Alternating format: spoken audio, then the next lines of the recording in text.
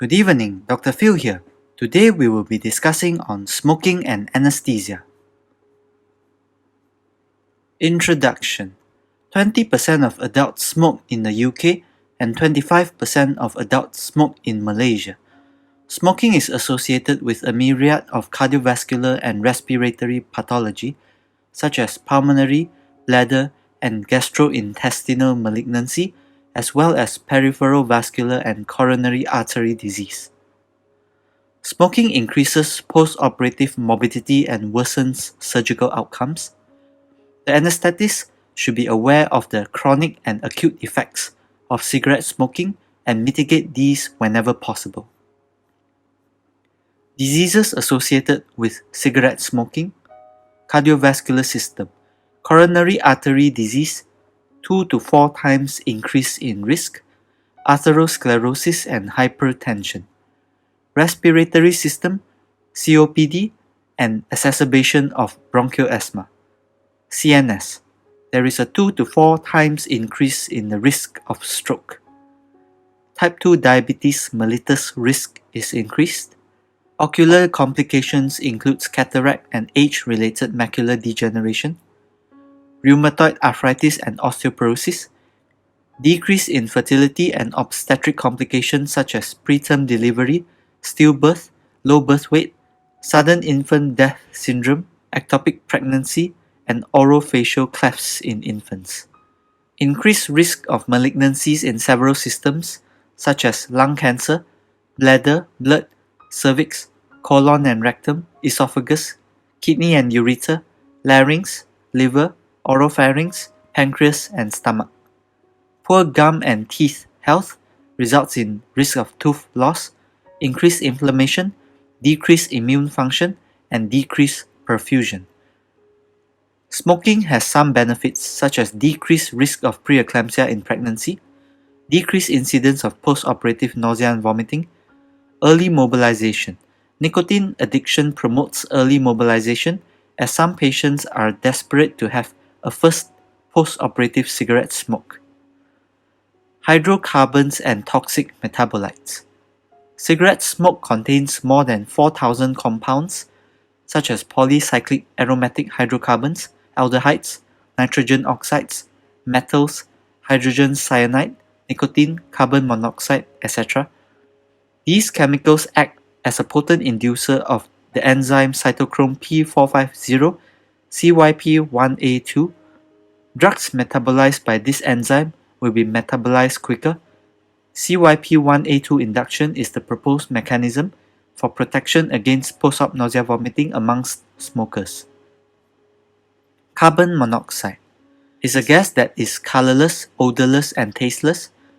Results from production from partial oxidation of carbon-containing substances and breakdown of hemoglobin. Physiological roles includes neurotransmitter, modulation of inflammation, and modulation of mitochondrial activity. Carboxyhemoglobin blood levels correlate poorly with the severity of symptoms. For non-smoker, it is 0.3 to 2%, normal cigarette smokers 5 to 6%, heavy cigarette smokers 10% or higher. If COHB levels are 10 to 30%, mild symptoms are common. If it is more than 60%, severe symptoms are common. CO poisoning. It results from inhalation of fumes from car exhaust, fires, heating systems, coal gas supplies, etc. Often coexists with cyanide poisoning. Pathophysiology. CO affinity for hemoglobin is 250 times that of oxygen. CO binds to hemoglobin to form carboxyhemoglobin and dissociates very slowly. Carboxyhemoglobin production depends on the inspired CO concentration and duration of exposure. CO poisoning shifts the oxygen hemoglobin dissociation curve to the left and results in reduced oxygen delivery to tissues. There is inhibition of cytochrome oxidase by CO, and this results in a decreased mitochondrial ATP synthesis. Formation of carboxymyoglobin results in decreased myocardial performance. CO inhibits cellular respiration via cytochrome A3. There is impaired neutrophil function. Aortic and carotid bodies do not detect hypoxia from CO poisoning, since PaO2 is unaffected. Clinical features of CO poisoning. For chronic CO poisoning, there might be headache, weakness, dizziness, GI disturbances, and other non-specific symptoms. For acute CO poisoning, symptoms are as in chronic. If severe, there will be hypoxia, seizures, and coma. Cherry red skin coloration of carboxyhemoglobin may be present. Pulse oximetry, SpO2 may be falsely elevated as carboxyhemoglobin is interpreted as oxygenated hemoglobin by some devices. Co-oximeter like Massimo Rainbow is able to detect carboxyhemoglobin levels by distinguishing between different types of hemoglobin using absorbance of light across a range of different wavelengths.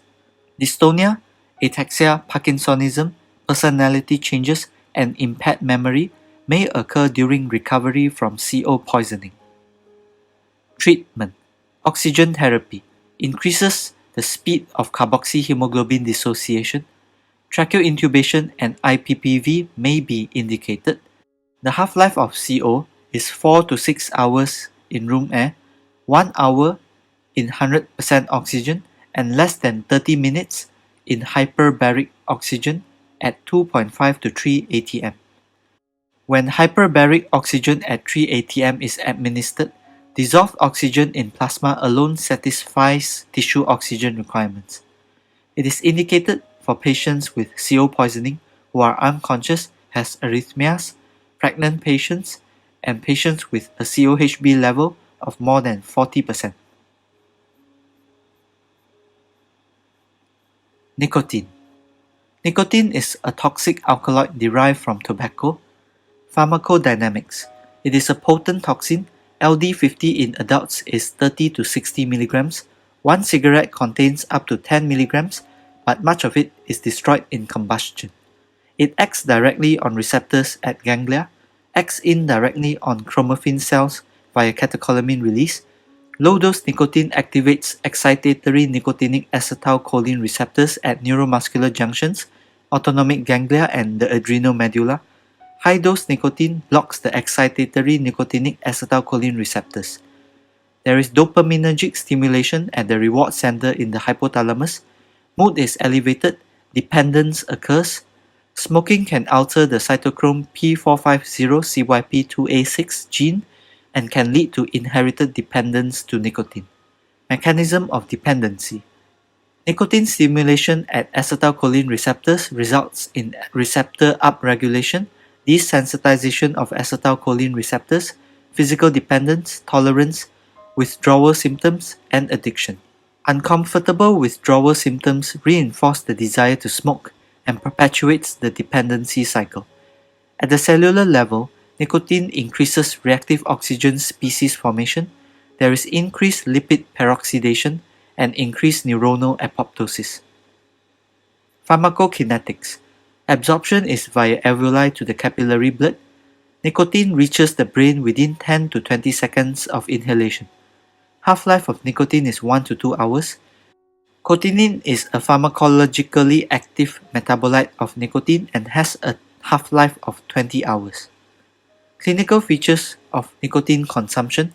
Sympathetic stimulation from nicotine results in tachycardia, hypertension, and decreased cutaneous blood flow, coronary arterial vasoconstriction.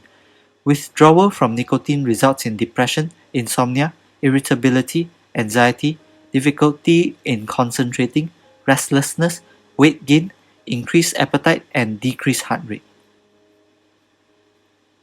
Anesthetic implications and management. A study by Sebastian Pierre et al.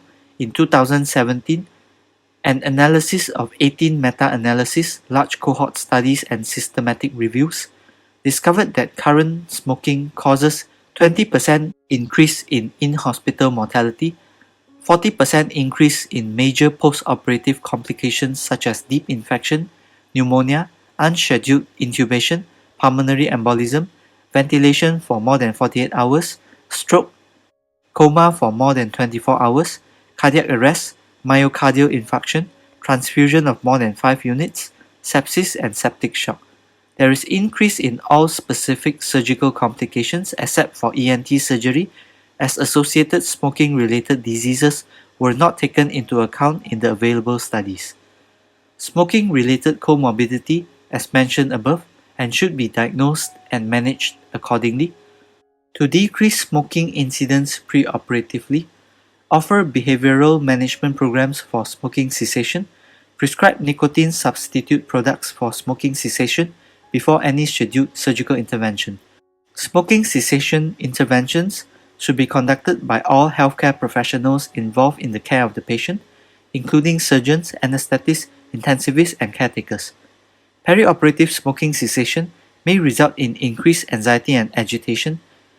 Postoperative nicotine withdrawal syndrome, should it occur, should be recognized and managed accordingly.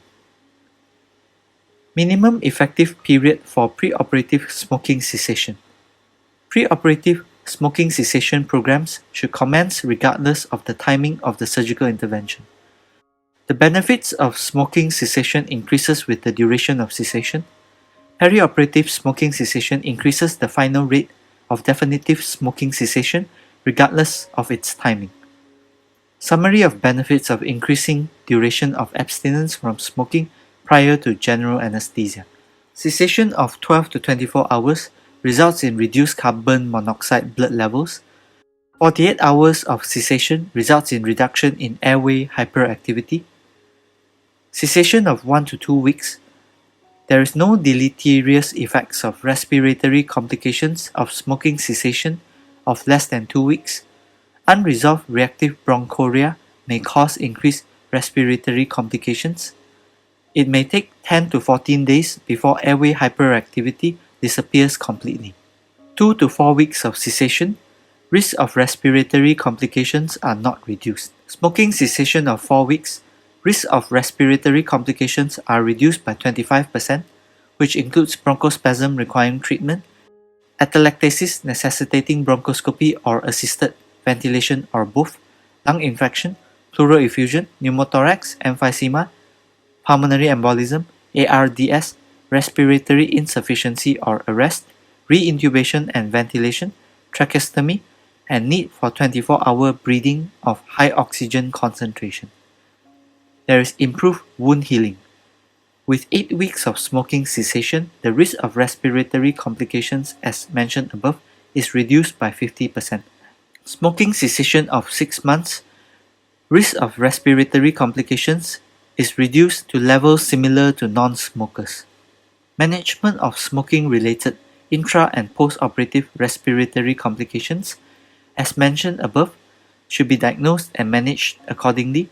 Overreactive airway results in coughing, breath holding, and laryngospasm, bronchoconstriction as well. Mode of anesthesia. Regional anesthesia is preferred if not contraindicated. Pre-oxygenation prior to general anesthesia will likely correct any reduction in oxygen delivery. Impact of passive smoking on the child undergoing anesthesia and surgery. The risk of respiratory complications during general anesthesia doubles if the child is exposed to passive smoking. These complications include coughing, laryngospasm, bronchospasm, and desaturation. Management. Parental or caregiver smoking cessation. Removal of the child from tobacco smoke as long as possible prior to surgery. Electronic cigarettes. There is insufficient evidence available to recommend electronic cigarette smoking perioperatively. These are my references. Thank you.